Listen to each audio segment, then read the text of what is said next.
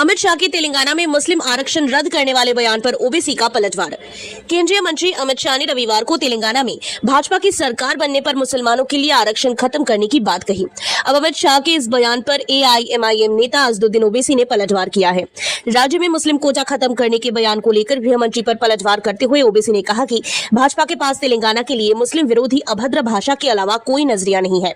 मुस्लिम विरोधी अभद्र भाषा के अलावा बीजेपी के पास तेलंगाना के लिए कोई विजन नहीं है। ये केवल तेलंगाना को सिर्फ एक इनकाउंटर, सर्जिकल स्ट्राइक, कर्फ्यू, अपराधियों की जेल से रिहाई और बुलडोजर दे सकते हैं।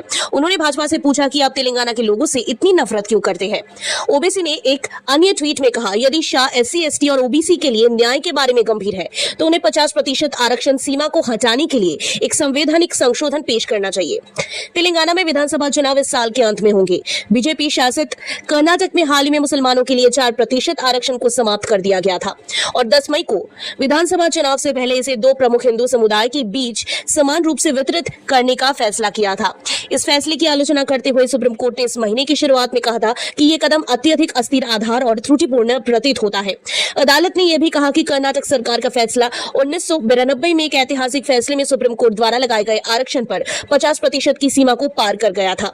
भाजपा के मुख्यमंत्री बसवराज बोम्मई के नेतृत्व वाली कर्नाटक सरकार ने यह कहते हुए अपने फैसले का बचाव किया कि ये एक आयोग की सिफारिशों पर आधारित था जिसने राज्य में विभिन्न समुदाय की सामाजिक आर्थिक स्थिति की जांच की थी। हैदराबाद के पास चेवेल्ला में रैली को संबोधित करते हुए अमित शाह ने धर्म आधारित आरक्षणों को असंवैधानिक बताते हुए उनकी आलोचना की। उन्होंने कहा कि यदि पार्टी तेलंगाना में सत्ता में आती है तो अनुसूचित जाति, अनुसूचित जनजाति और अन्य पिछड़े समुदायों की अधिकार प्रदान करते हुए 4% मुस्लिम कोटा खत्म कर देगी। अमित शाह ने कहा, यह अधिकार अनुसूचित जाति, अनुसूचित जनजाति और ओबीसी का है। गृह मंत्री ने कई परियोजनाओं में भ्रष्टाचार का आरोप लगाते हुए सत्तारूढ़ बीआरएस सरकार की आलोचना की और कहा कि भाजपा की लड़ाई तब तक नहीं रुकेगी जब तक भ्रष्ट शासन को गद्दी से हटा नहीं दिया जाता। उन्होंने ये भी आरोप लगाया कि तेलंगाना के लिए केंद्र द्वारा बनाए गए कल्याणकारी उपाय गरीबों तक नहीं पहुंच रहे हैं।